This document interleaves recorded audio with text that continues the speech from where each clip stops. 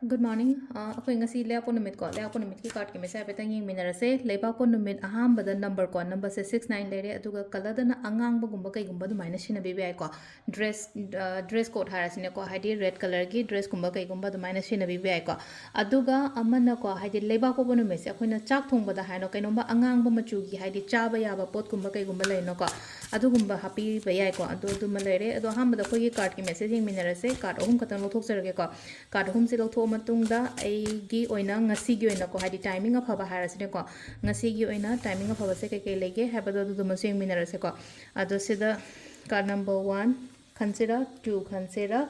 natraga 3 consider ma khanbirase ko ahamba ani suba ahum suba ko ahamba khanba ngai yengase ko hadi first card ki oina kari message lake habado ko first card ki sida lai se ko loinam hai tare ko hajik se kai haini toge haina khanbagi domain tawraga mamai leitho chat pai type tam tawrega tokpa yadri ko hajik se ai yona haraga di tokpa yadri hotna go ba yamna hai tare hotna go amuka try taw go haidi ngarang na han yarakte na khalase ba ko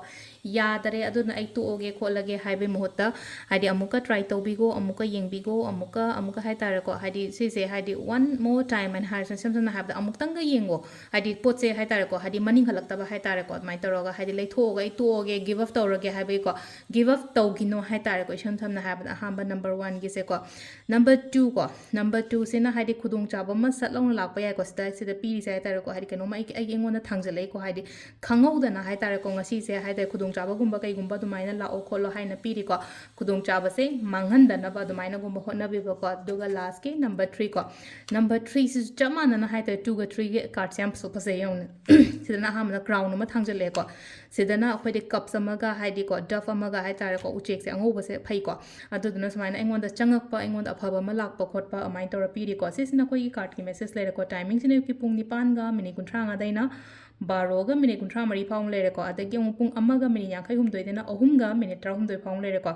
adagi amuk taruk ka mini tara humdoi dena tare ka mini yankai humdoi phang lere adagi nungda thengwena mapan ga mini kunthra mari dagi na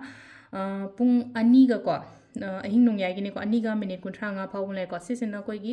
ngasi gi oina afaba timing ko ado sida leire koi gi card message se ko aduga ai mu hanjan la so haire ko haide koi gi sales ki paisa sum pi gi boto hai tare ko november gi sales so pot lobo lakta ba ngai lakpi ro ko khara budi la e lakta ba ngai gi oina hara ka ha message theng nau da ba khota ba yaw ro ko su ko lakpa ya ni ko dum la ga dum lobi ro ko haidi sum aingonda kaino payment gumba tawraga haidi pot lobi dribu ngai ko dusi leire ngasi gi oina koi gi daily card message ma'am thank you